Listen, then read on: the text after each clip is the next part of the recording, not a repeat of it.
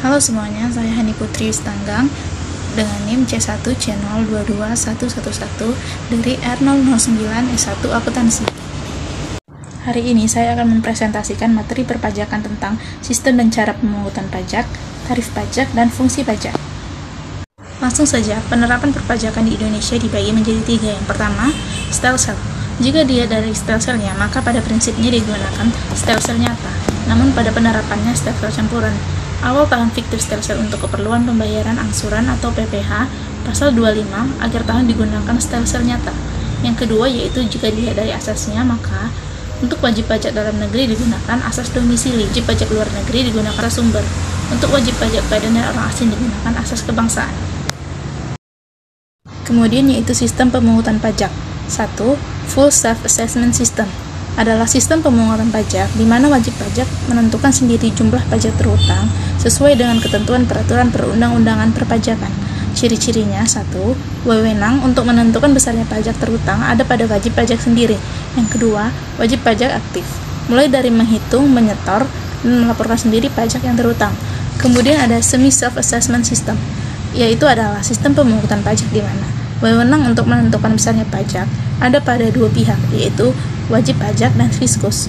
Untuk sistem ini, pada setiap awal tahun wajib pajak menentukan sendiri besarnya pajak yang terhutang untuk tahun berjalan, yang merupakan angsuran bagi wajib pajak yang harus disetor sendiri. Kemudian pada akhir tahun, pajak fiskus menentukan besarnya utang pajak yang sesungguhnya berdasarkan data yang dilaporkan oleh wajib pajak. Kelemahan sistem ini adalah dari segi waktu akan dibutuhkan banyak waktu mengingat pengisian data oleh wajib pajak yang diikuti dengan koreksi oleh pemungut pajak sering menimbulkan perselisihan, dan secara ekonomis akan menyebabkan pengeluaran biaya yang lebih besar dibandingkan dengan sistem yang lain. Sistem pemungutan yang ketiga yaitu Official Assessment System. Official Assessment System adalah sistem pemungutan yang memberi wewenang kepada pemerintah atau fiskus untuk menentukan besarnya pajak yang terhutang oleh wajib pajak. Wajib pajak bersifat pasif. Utang pajak timbul setelah adanya SKP atau surat ketetapan pajak dari fiskus. Sistem ini dianut ketika kita masih menggunakan undang-undang pajak lama seperti PPD tahun 1944 tentang pajak pendapatan, kemudian PPS tahun 1925 tentang pajak perseroan, lalu PKK tahun 1932 tentang pajak kekayaan. Ciri-ciri dari Official Assessment System yaitu: 1. Wewenang untuk menentukan besarnya pajak terhutang ada pada fiskus. Yang kedua, wajib pajak bersifat pasif. Yang ketiga, utang pajak timbul setelah dikeluarkan surat ketetapan pajak oleh fiskus. Yang terakhir yaitu Withholding Tax System. Withholding Tax System adalah sistem pemungutan pajak di mana wewenang untuk menentukan besarnya pajak diserahkan kepada pihak ketiga yang ditentukan atau yang ditunjuk oleh negara. Pihak ketiga di sini misalnya bendaharawan gaji.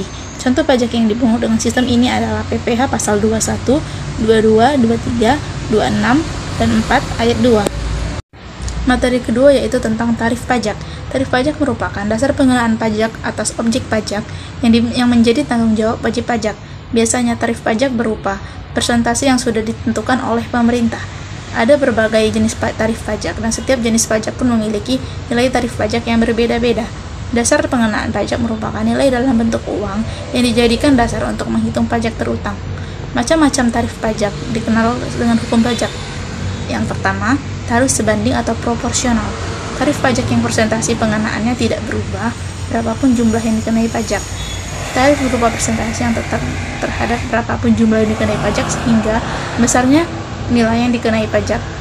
Misal, untuk penyerahan barang kena pajak di dalam daerah pabean akan dikenakan 10%, tarif pajak hotel dan restoran sebesar 10%, tarif PPN sebesar 10%. Yang kedua yaitu tarif pajak meningkat atau progresif. Tarif pajak yang persentase pengenaannya semakin meningkat, manakala jumlah yang harus dikenakan pajak semakin meningkat. Contohnya yaitu pasal 17 Undang-Undang Pajak Penghasilan untuk wajib pajak orang pribadi dalam negeri. Yang ketiga yaitu tarif pajak yang menurun atau degresif. Tarif pajak yang persentase pengenaannya semakin menurun, manakala jumlah yang dikenakan pajak meningkat. Tarif ini jarang digunakan oleh negara-negara berkembang. Yang keempat yaitu tarif pajak tetap. Tarif berupa jumlah yang tetap atau sama terhadap berapapun jumlah yang dikenai pajak, sehingga besarnya pajak yang terhutang tetap.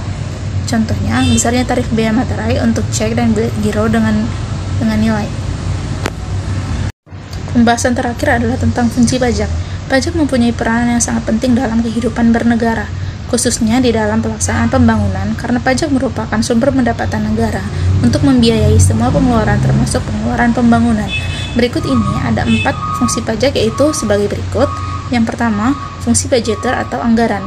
Maksudnya, pajak merupakan salah satu alat atau sumber untuk memasukkan uang dari masyarakat berdasarkan undang-undang ke kas negara. Hasilnya digunakan untuk membiayai pengeluaran umum negara. Pajak memberikan sumbangan terbesar dalam penerimaan negara. Kurang lebih 60-70% penerimaan pajak memenuhi postur APBN. Yang kedua itu fungsi regularian atau mengatur. Maksudnya, pajak digunakan untuk mengatur atau untuk mencapai tujuan tertentu di bidang ekonomi, politik, sosial, budaya, pertahanan, dan keamanan. Yang ketiga yaitu fungsi stabilitas. Dengan adanya pajak, pemerintah memiliki dana untuk menjalankan kebijakan yang berhubungan dengan stabilitas harga sehingga inflasi dapat dikendalikan. Hal ini bisa dilakukan antara lain dengan jalan mengatur peredaran uang di masyarakat, pemungutan pajak, penggunaan pajak yang efektif dan efisien. Yang keempat yaitu fungsi redistribusi pendapatan. Pajak yang sudah dipungut oleh negara akan digunakan untuk membiayai semua kepentingan umum, termasuk juga untuk membiayai pembangunan sehingga dapat membuka kesempatan kerja yang pada akhirnya akan dapat meningkatkan pendapatan masyarakat. Sampai situ saja presentasi saya hari ini. Terima kasih atas perhatiannya.